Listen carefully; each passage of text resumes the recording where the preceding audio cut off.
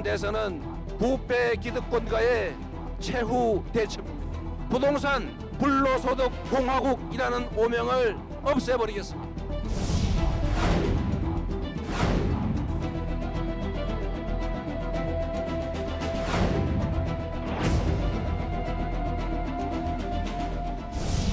이재명 후보의 득표율은 49.32%이고 과반에 미달한 것입니다.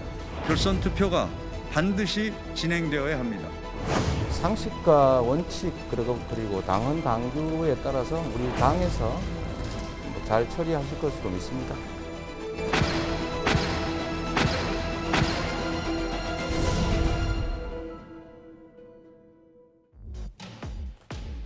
예, 오늘 뉴스탑10은 바로 여기부터입니다.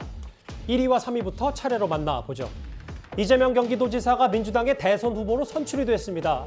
내년 3월 대통령 선거까지 150일, 대략 5달 정도 앞두고 주요 정당 가운데 처음으로 후보를 확정한 겁니다. 그런데 이 경선 과정에서의 무효표 처리 논란을 둘러싼 후폭풍이 본격 시작이 된 것 같습니다. 이낙연 전 대표 측에서는 과반이 안 된 것이나 다름없다. 결선 투표해야 한다. 이렇게 오늘 이의 제기를 공식적으로 요청했습니다.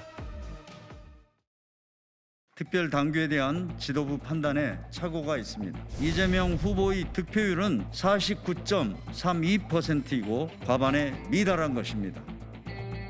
당원 당규를 명백히 위반한 선거 결과이기 때문에 그것에 대해서 오늘 저희가 정식으로 이의를 제기하는 문서를 선거관리위원회에 접수할 예정입니다. 지금 이제 송영길 대표나 당 최고위원회에서 일부 최고위원들이 당원 당규, 특별 당규의 내용은 이론의 여지가 없다 이렇게 확신하고 있어요. 근데 그게 착오입니다. 선관위 발표가 유효로 확정해서 공표한 그 유효표가 10월 10일 날 갑자기 합산이 안 되고 빠진 거예요.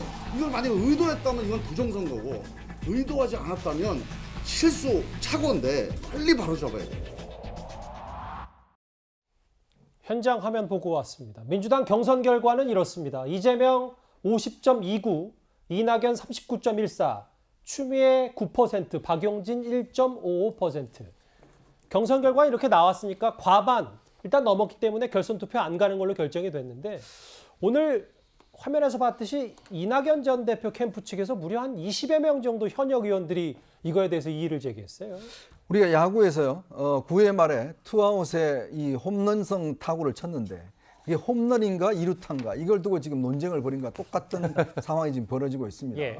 그러니까 상황에 따라서 정말 모서리에 맞은 건데 공이 정말 이게 선거에서 0.001%의 어떤 가능성을 두고 이야기를 한 거예요. 왜냐하면 이재명 후보가 0.7% 정도만 더 얻었으면 예. 이 논란이 일어나기 어렵습니다. 이낙연 전 대표가요. 그렇죠. 왜냐하면 무효표를 아무리 하더라도 이게 이제 과반이 넘어버리면 이낙연 후보 측에서는 이의 제기를 하기 어려운데 문제는 이게 지금 이제 원래대로 하자면 과반이 되는데 문제는 무효표 처리를 이걸 하지 않을 경우에 이건 또 지금 결선 투표를 갈 수밖에 없는 상황 아니겠습니까?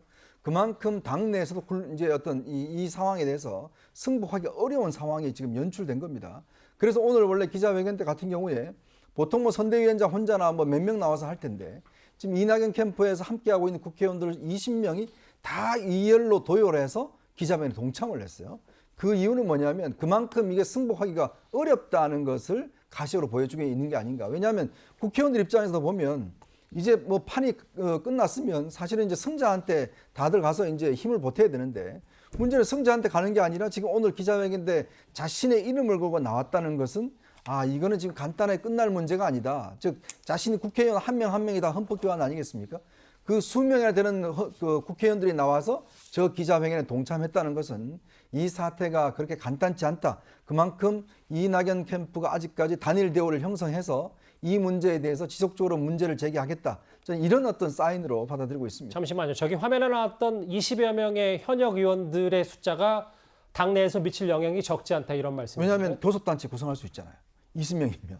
그러니까 그만큼 이 무게감이 있다는 거예요. 왜냐하면 예를 들어서 홍영표 전 대표나 이런 분들이 한두 번 나와서 기자회견 했다면 이거 뭐 캠프가 해산되는구나. 뭐 이런 식의 선입견을 가질 텐데 오늘 저 의원들이 전부 다 자기 얼굴을 걸고 나온 거 아니겠습니까? 예. 그만큼 지금 20명 되는 원내 교섭단체 될 만한 의원들이 나와서 저렇게 이야기를 했다는 것은 이 사태가 그렇게 간단치만 않다는 걸 상징하고 있는 것 같습니다. 알겠습니다. 그럼 이낙연 전 대표 측이 꼬집고 있는, 묻고 있는 무효표 처리 논란 하나하나 만나보겠습니다. 민주당 당규에는 경선 과정에서 후보자가 사퇴하는 때에는 해당 후보자에 대한 투표는 무효로 처리한다. 뭐 일단 원론적인 거긴 해요. 근데 다음 화면을 좀 만나볼까요?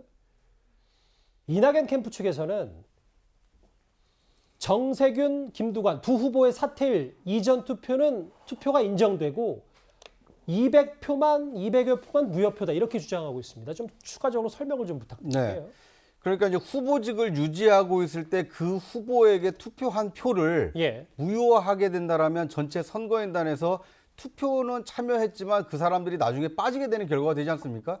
그러니까 이낙연 캠프 측에서 주장하는 것은 정세균 후보나 김두관 후보가 후보직을 유지하고 있을 때 선거인단이든 아니면 이 권리당원이든 투표에 참여한 사람은 선거인단에 포함을 시켜야 된다.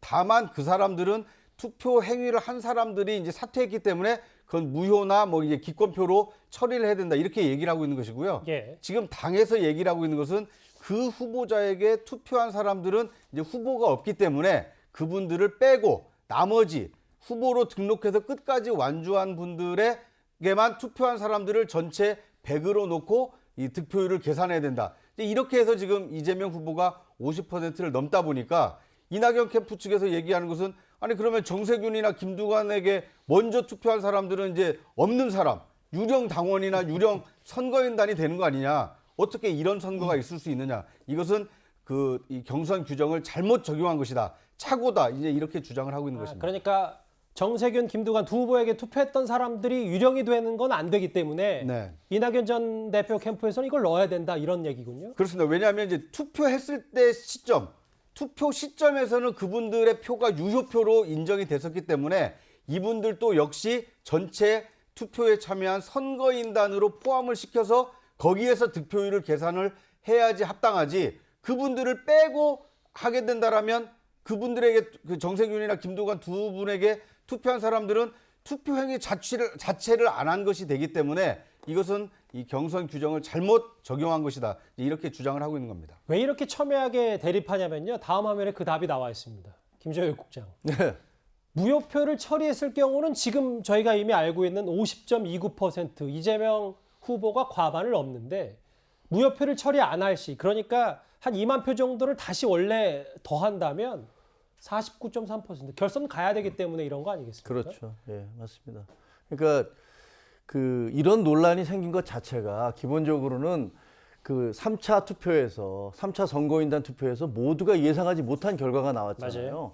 지금까지 일반적인 결과에서는 이재명 후보가 압도적으로 과반수 이상의 대개 이제 50몇 % 정도를 차지하고 이낙연 후보가 30대를 이렇게 차지하는 그런 것이 이어져 오다가 대장동 사태가 터진 이후에 이 선거가 6일부터 10일까지 치러졌단 말이에요. 예. 유동규 씨는 3일 날 구속됐고 그 이후에 치러진 선거에서 깜짝 놀랄 만한 결과가 나왔잖아요. 28대 62라는 이낙연 후보로는 정말 생각도 않은 그런 결과를 봤는데 제가 텔레비전을 이렇게 보다 보니까 그 결과가 발표될 때 처음에 이재명 후보가 약 7만 표 정도를 얻었다고 할 때 그 마스크 안에 있는데 마스크 안에서 이낙연 후보의 얼굴이 활짝 펴지는 게 보여지더라고요. 그러니까 아마 이분이 그냥 마음을 확 놓았던 것 같아요. 이러면 나는 살았다 이렇게 생각할 수도 있었겠죠. 그 결과에 의해서 이게 무슨 신의 섭리인지 뭔지는 잘 모르겠습니다만 어쨌든 그 3차 선거 결과에 의해서 이 모든 논란이 시작된 거죠.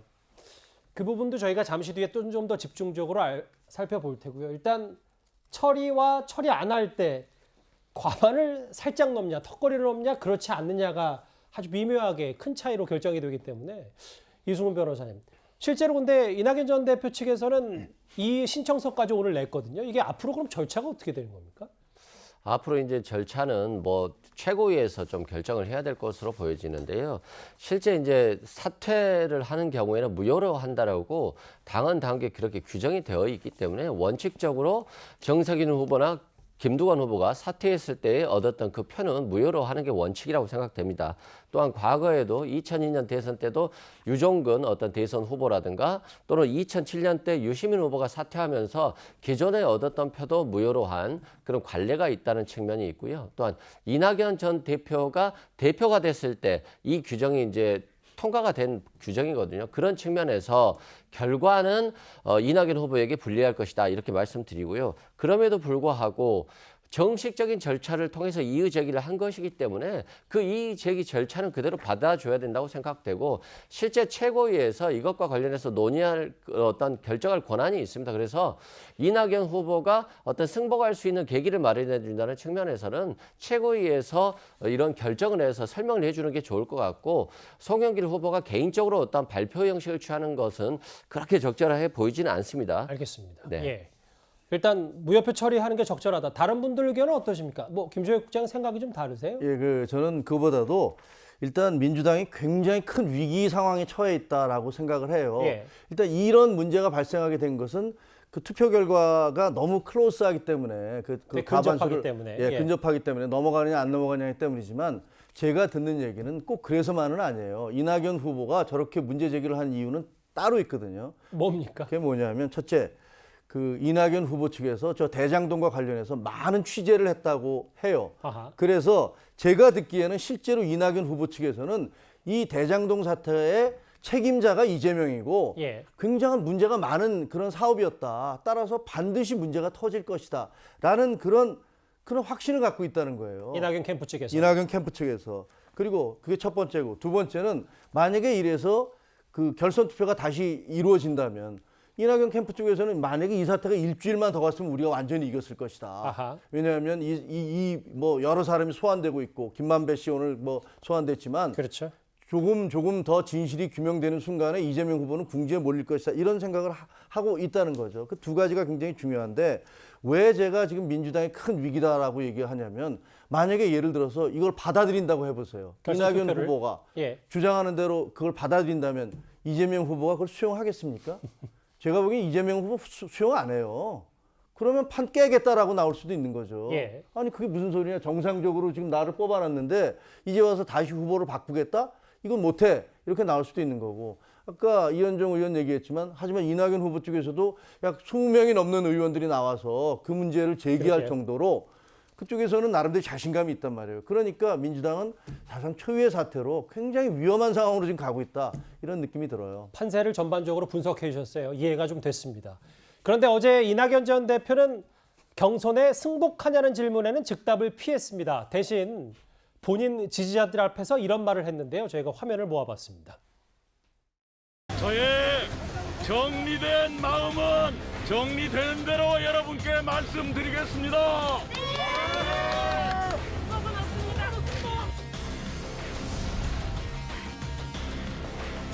한 달에 한 번씩 당비를 내는 당원자. 오늘은 명령이다.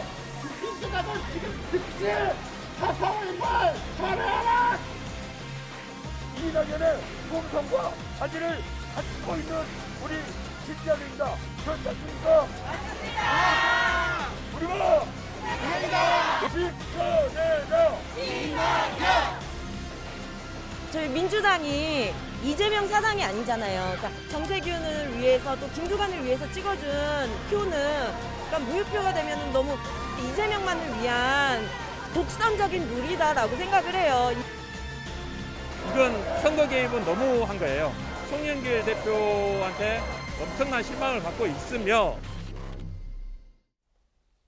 물론 일부이긴 합니다만 이낙연 전 대표 지지자들의 저런 성난 민심이 뭐 단순히 지금 선거 직후기 때문에 뜨거울까요? 아니면 앞으로도 좀 봉합이 쉽지 않다고 보십니까? 사실 지난 9월 13일 날 정세균 후보가 사퇴할 때 이낙연 후보 측에서 이 문제 제기를 했고 아하. 김두관 후보가 그 이후에 사퇴할 때도 이 문제를 제기를 했습니다. 자, 이거 모수해서 기본적으로 무효표 처리하면 안 된다라고 주장을 했었는데 그냥 갔거든요. 왜냐하면 그때서는 뭐 이재명 후보가 그냥 일단 좀 뭐 얼등히 이길 것이다. 이런 다들 안이한 판단을 한 것인데 이런 이제 결과가 나오니까 바로 이 조항 자체가 문제가 되는 겁니다. 뭐냐면 이 59조 1항 같은 경우에 여기에 모든 투표라고 했으면 전혀 문제가 안 돼요. 근데 지금 딱 투표라고 이야기했거든요. 그럼 그 투표라는 게 후보 사퇴하기 전이냐 후냐 이렇게 확대 해석할 경우에 여러 가지 논란이 있을 수가 있는 거죠.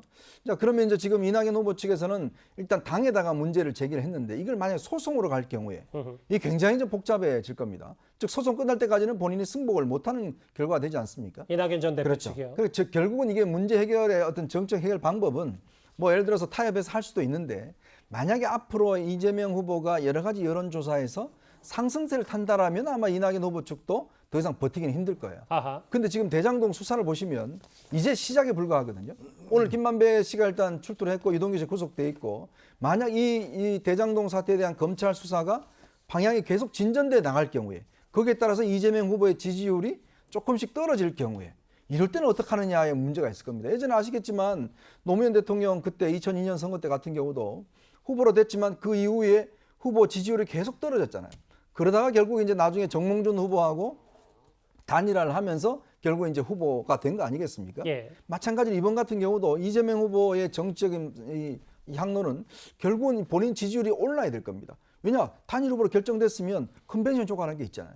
그래서 이 지지율이 올라가면 보십시오. 자, 국민들 이런 논란에도 불구하고 예. 지지율이 올라갑니다. 라는 정책 명물되면 이낙연 후보 측도 뭐 더 이상 문제기는 못할 겁니다. 만약에 이낙연 후보 측에서 봤을 때 대장동 사태에 대한 수사가 계속 구속자가 나오고 그리고 지지율은 떨어지고 이렇게 될 경우에 이거는 뭐 계속 본인들도 명분은 또 있어요. 이 주장할 근거는 있습니다. 뭐 지금 전례는 없다고 하지만 그러나 이렇게 계속 주장해 나갈 경우에 후보 교체 이야기까지 나올 수 있는 상황이 되지 않을까.